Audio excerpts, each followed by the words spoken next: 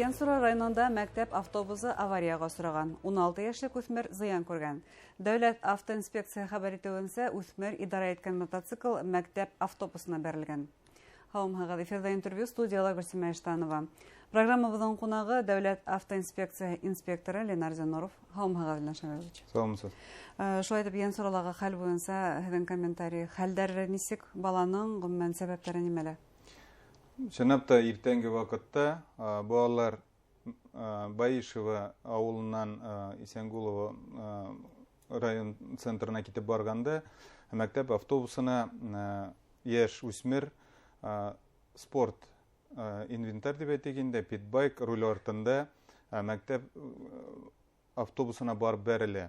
Шул сәбәптән үзе төрле травмалар алырга мәҗбүр була. Тикшерүләр күрсәтүе буенча водитель таныклыгы юк. Бу 16 яшьлек үсмернең аны авыр травмалардан әйтергә кирәк, шул үзенең башында шлемы булуы гына саклап калды.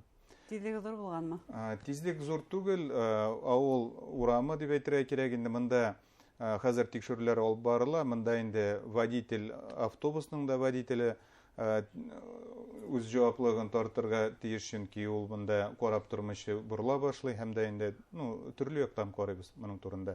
Автобус эчендәге балалар барсы да исән-саулар, берсе дә травма алмады. Авария мәктәптән ерак түгел, алар җыю үзләренең мәктәпкә барып, уңышлы гына укуларын дәвам иттеләр. Гомумән, Ленар Шамилович, бuna йәетһә, һеҙҙең хеҙмәткәрҙәр өсөн иң ҡыҙыу осорҙар.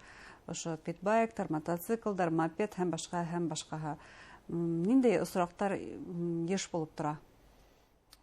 Кызганычка каршы, йылдан-йыл мондай транспорт түре популяр булып чыкты, чөнки хәзерге вакытта алар бөтен җирдә сатыла.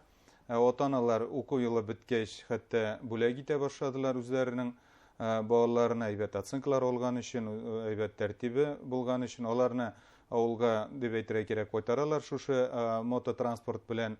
Ләкин алар авылда гына йөрмиләр, алар ничек булса да шул үзләре компаниягә җыелып, зур юлга чыгалар, тизлекне арттыралар. Әйтергә кирәк, балалар мондай транспортка өйрәнмәгән, аларның белеме юк, юл кагыйдәләрен җиренә җиткереп белмиләр.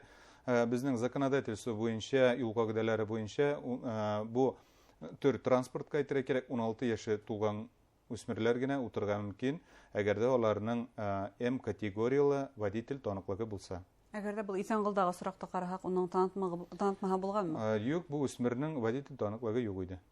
Ярай да шлем булган, исмаһам. Дөрес. Уны унһыҙ да йөрөсләр байтаҡтар мөғәйен. Дөрес, күбесенчә дип әйтергә кирәк, шушы руль артында утырган үсмерләр мондай экипировка алмыйлар. Мотобайк дип әйтергә кирәк, инде аларны алалар, инде башка шлем, кулларына, аякларына хәүефсез дип әйтергә кирәк элементлар кимиләр. Самокатка бер ниндәй таныклык та кәрәкмәй, онда шлем дә кәрәкмәй. Уға бәйле авариялар. Самокатлар белән бүгенге көндә чынлапта ел башыннан алып әгәр дә күз салсак анализга, алар белән бәйле бүгенге көндә 18 авария теркәлде. Шуның 10 очрагында дип әйтергә кирәк, инде балалар белән бәйле. Күбесенчә дип әйтергә кирәк, алар юл кагыйдәләрен бузган очракта туры килә, яисә водительләр аларны күрмиләр бу төр транспортны, чөнки алар тизлекне арттыралар. Һәм дә инде зур юлга чыккан вакытта, юлны кисеп чыкканда, җыю чыкмыйча дип әйтергә кирәк, инде шушы тизлекне арттырып, транспортка бәрелеп, егылган чаклар да күп булды. Улар юлаша сыкканда самокаттан төшәргә тиештәр. Чынлапта, юл кагыйдәләре буенча иң беренче чиратта юлны кисеп чыкканда алар җыю чыгарга тиешләр, самокатны кырыйннан этеп барырга тиешләр. Элек самокаттар бары тик ул мегаполистардан гына бәләһе була торган, зур калаларда улар киң таралган иде. Хәзер белүемсә республиканың район үзәкләрендә лә, хәтта бәләкәй калаларында ла прокатка алырга мөмкин. Бuna шул уңайдан кагыйдәләрне искә төшерәйек әле. Тизлекте күпме арттырырга ярамай. Гомумән нисә яшьтән прокатка алырга мөмкин? Шундый кагыйдәләр бармы? Бар, чынлапта 7 яшьтән электросамокатта йөрергә мөмкин, ләкин аерым урыннарда гына һәм ата-аналар кырында гына дип әйтергә кирәк. Электросамокатта 2 кеше утырып йөрергә тиеш түгел. Электросамокатның руль артында булганда үзеңне саклап калыр өчен шлем булырга тиеш, хәүсез экипировка булырга тиеш. Ләкин бүгенге көндә анда элементлары юк. Күбесенчә битен безнең күрүебезчә юлда алар йөриләр. Тизлек турында сөйләгәндә инде аларның тизлеген аеруча кыйммәтләр. 1 марттан алып үткән елның 23 елдан дип әйтергә кирәк, алар аерым махсус статус алдылар. Аларга аерым кагыйдәләр барлыкка килде, хәтта юл кагыйдәләренең официаль китабында дип әйтергә кирәк инде, һәм экзаменнарга да шушындый үзенчәлекле сораулар беркетелде. Ләкин бүгенге вакытта алар юл кагыйдәләрен бозалар һәм алар белән шушы профилактик чараларын без тагыда көчәйтеп эшлибез. Гомумән бүген электросамокаттарды бары тик прокатта гына түгел, шул ук ата-әниләр дә балаларына алып бирә. Балаларына электросамокат, мопед, мотоцикл, питбайк һәм башкаларды алып бирер алдыннан, уларга рульдә шам тоттырыр алдыннан ата-әниләр укучылар белән, балалар белән нинди һөйләшү алып барырга тиеш. Ошо кагыйдәләр турында беренчедән. Беренчедән ата-аналарга шушы современ дип әйтергә кирәк технологиялы транспортка утыртырга ашыкмаска тәкъдим итәр иде. Тәүсиратта чынлап та, чөнки шушы электросамокат аның авырлыгы 35 килограмм. Бала үзе шул хәтле дип әйтергә кирәк бит инде авырлыгы. Шуңа күрә ул аны әгәрдә капыл гына берәр таш өстенә барып менсә, яисә юлны кисеп чыкканда борылырга туры килсә, аның юл кагыйдәләрен белмәү һәм дә физик яктан әзер булмаган очракта ул инде егылырга мөмкин. Без бит инде күрүебезчә яшь үсмерләр, балалар 2-3 басып йөрергә яраталар. Шул вакытта инде аларның шушы егылулары аларга травма китергә мөмкин, хәтта авыр травма алган очраклар да бар. Имкәмендә, шулай бит. Дөрес. Имкәннәр. Бына мәктәп автобусына бәйле авария булгас, әйдәгез мәктәп автобусына кагылышлы кагыйдәләрне дә искә төшерәйек. Тикшереп торасызмы, рейдтар буламы? Бу категория транспорт белән безнең аерым махсус эш алып барыла. Иң беренче чиратта менә әле җәйге вакытны күз алдында алганда, алар хәзер каникуллар башлангач алар эшләми торалар. Без инде зур автоперевозчиклар белән эш алып барабыз.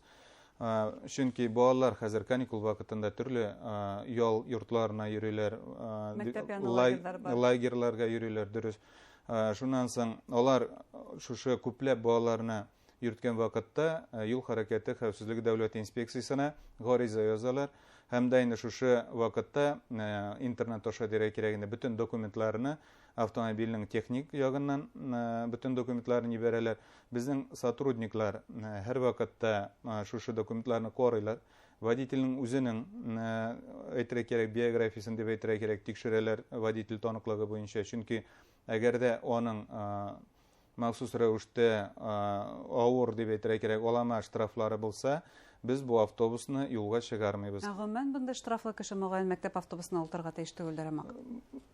Тормыш булгач төрлечә була бит инде. Ул үзе әйтмәскә дә мөмкин штрафы бар икәнен бит инде. Шуңа күрә без аны төрле үзебезнең базалар аша карыйбыз.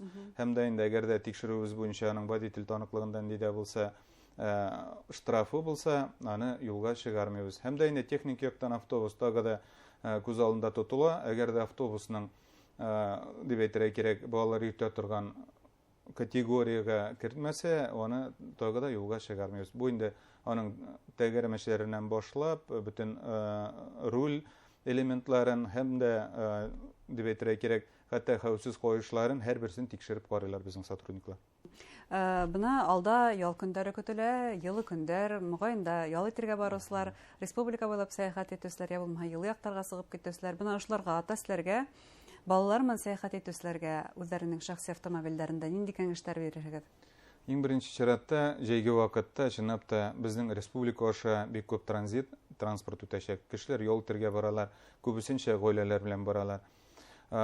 Руль артында булган ата-аналарга үзләренең салонда булган, автомобиль эчендә булган балаларын махсус коешлар белән, креслоларда гына йөртергә теләр идем. Кресло ничә яшькә тегелмә йөртергә? 7 яшькә тиклем махсус рәвештә бала креслода булырга тиеш. Әгәр дә аның дип әйтергә кирәк сыйфатлары белән ул 7 яшьтән зуррак булса инде, 12 яшькә тиклем аны коеш белән эләктереп ортқы сиденьеда гына йөртергә мөмкин. Әгәр дә баланы алга утыртасыз икән, 12 яшькә тиклем бала махсус аерым креслода гына булырга тиеш. Бу өстәмә.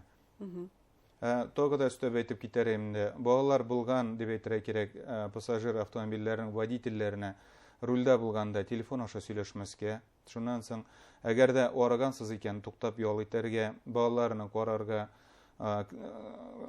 койышларын ышкындырмадылармы, шуны да карарга кирәк. Шуннан соң, аерым булган урыннарда гына каршы юлга чыгарга, ашыкмаска, тизлекне арттырмаска, һәм шундый махсус рәвештә бүтән кагыйдәләрне үтәп, үзләрен саклап кына йөрергә тиешләр. Бұл водительләргә кәңәштәр булды, яүлеләргә.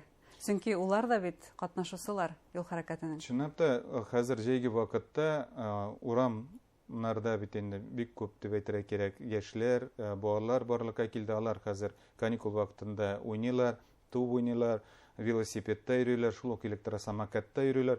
Шуңа күрә беренчедән ата-аналарны көндә әз генә булса да шушы юл кагыйдәләрен исәренә төшерүен телибез. Икенчедән, балаларны үзләрен генә калдырырга ярамый, бигрәк тә кечкенә балаларны. Икенчедән инде менә өченчедән дип әйтергә кирәк, шушы үсмерләргә карата тагы бер тапкыр кабатлап китәм, мопед, квадроцикл, электросамокатлар алып бирергә ашыкмасыннар. Ашыкмагыз, чөнки алар әле әзер түгел. Бу дип әйтергә махсус юлларда йөрер өчен, шуңа күрә водитель таныклыгы алгач, аерым площадкаларда гына йөри башлагач, шунда гына алып бирсәгез мөмкин.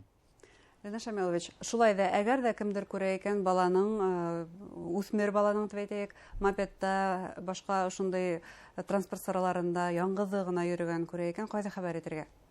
Әгәр дә шундый вакыйга дип әйтергә кирәк күрсәгез, күпләп бит инде алар хәзер Уфа юлларында гына түгел, район юлларына чыгалар, тизлекне арттыралар, төрле маневрлар ясыйлар.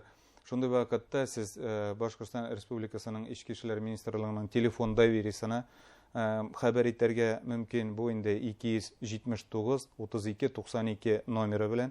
Безнең шулай ук дип әйтергә тәүлек барышында чат-бот Telegram каналында эшләп килә. Сез анда фотография ибәргә мөмкин. Бу фотографияны ибәргәндә кыска гына вакыйганың вакытын һәм дә инде координаталарын әйтсәгез, без һәрбер хәбәрне, һәрбер сообщениене дип әйтергә кирәк инде күз алдында тотабыз, анда безнең реакция булачак, экипаж ибәреләчәк инде. Ни өчен хәбәр итәргә кирәк бuna шундай сорактарда?